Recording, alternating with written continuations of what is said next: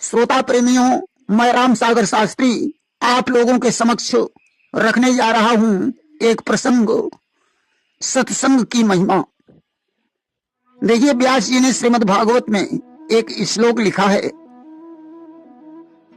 भाग्योदयेन बहुपुण्य समर्जितेन सत्संगमं च लभते पुरुषा यदा वै।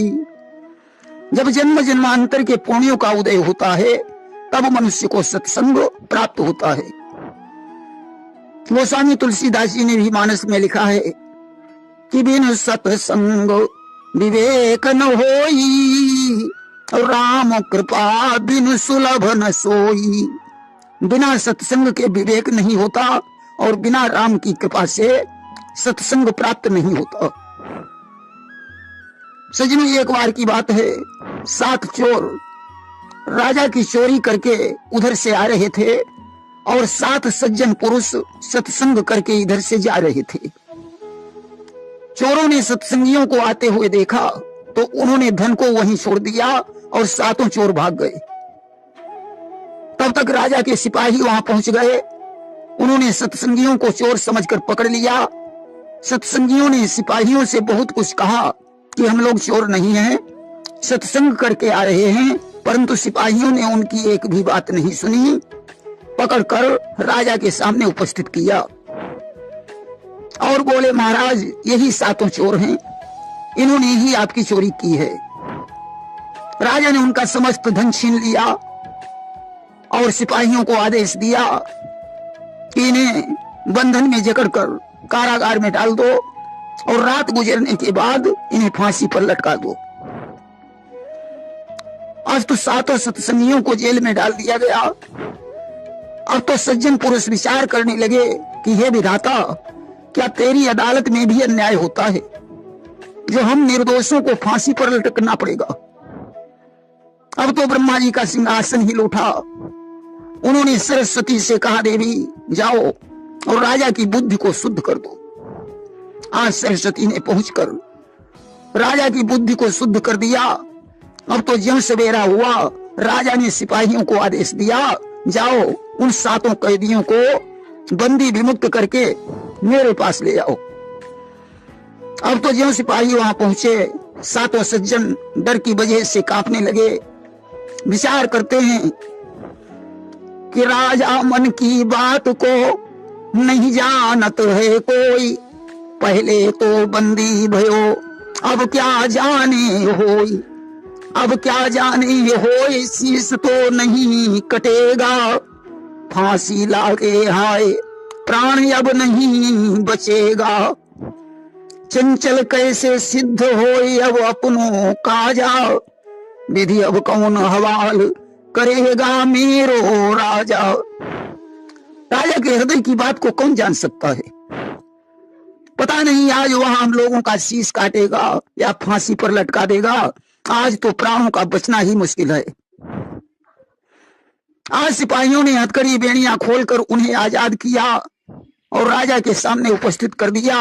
राजा ने कहा, हे महानुभावों, अगर तुम लोग चोर नहीं हो, सत्संग करके आए हो, तो हमारे एक एक प्रश्न का उत्तर दीजिए। मैं सभी से एक एक प्रश्न पूछूंगा। उन्होंने कहा, महाराज, हम लोग तैयार हैं, आप अपना प्रश्न पूछ सकते हैं, मैं यथोचित उत्तर दूंगा। राजा ने उनमें से एक सज्जन पुरुष को बुलाया और पूछने लगा कि सब ठाढ़े रहे उन फोरी डारी, मुझे इस प्रश्न का उत्तर चाहिए। उसने कहा, सुनो महाराज, यह बात उस समय की है जब पांचाल नरेश द्रुपद ने द्रौपदी का स्वयंवर किया था कि एक समय पांचाल नरेश ने कीन स्वयंवर वीर हकारी, नाना देश के भूप जुरे तीन मीन टंगाई कियो प्रण भारी। तेल कढ़ाह में छाह बिलो की जो बेधई मीन वाई धनुधारी, और खींची सरासन पार्थ उठे सब ठाढ़े रहे उन फोरी डारी।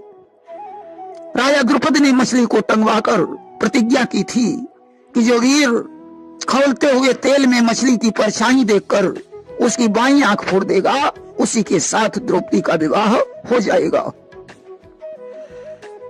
अर्जुन ने सभी के देखते हुए मछली की आंख फोड़ डाली।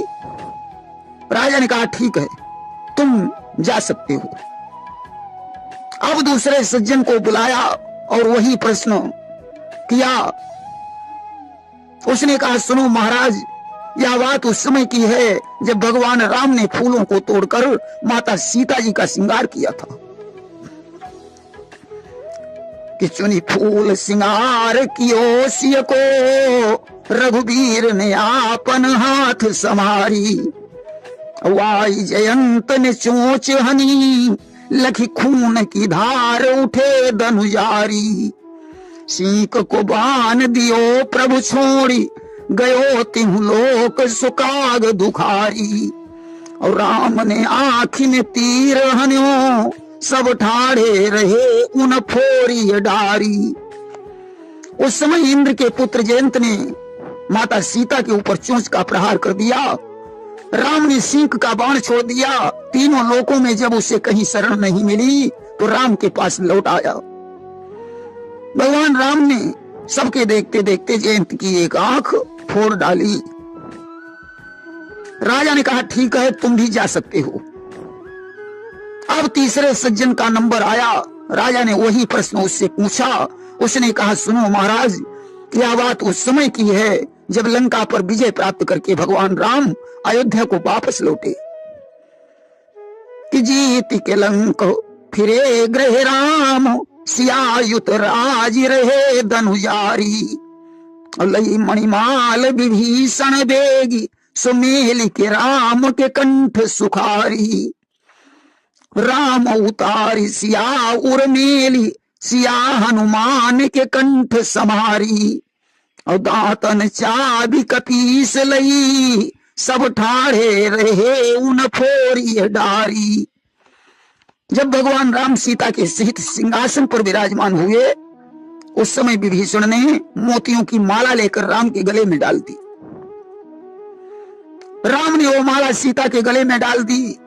सीता जी ने हनुमान को पहना दी। हनुमान ने सबके देखते देखते सारी माला दांतों से फोड़ डाली। राजा ने कहा ठीक है, तुम भी जा सकते हो। अब चौथे सज्जन का नंबर आया। वही प्रश्न राजा ने उससे किया।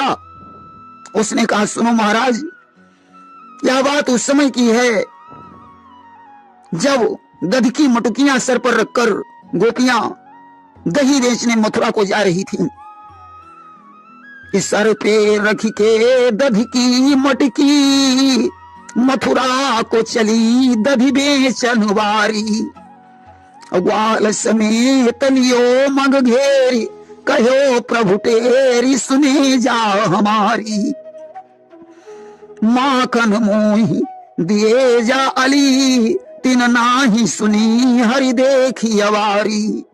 मारो ढेल गिरी गगरी, सब ठाड़े रहे उन फोरी डारी। भगवान कृष्ण ने ग्वाल वालों के सहित रास्ता रोककर कहा मुझे माखन का दान दो। जब उन्होंने नहीं सुना तो कृष्ण ने ढेल मारकर सबकी मटकियां फोड़ डाली। राजा ने कहा ठीक है, तुम भी जा सकते हो। अब पांचवें सज्जन का नंबर आया। राजा ने वही प्रश्न उससे किया। उसने कहा सुनो महाराज, यह बात उस समय की है जब राजा सरियात अपने परिवार सहित महर्षि च्यवन के आश्रम पर पहुंचे। किलई सरियात सबही परिवार, गए च्यवन आश्रम को एक बारी।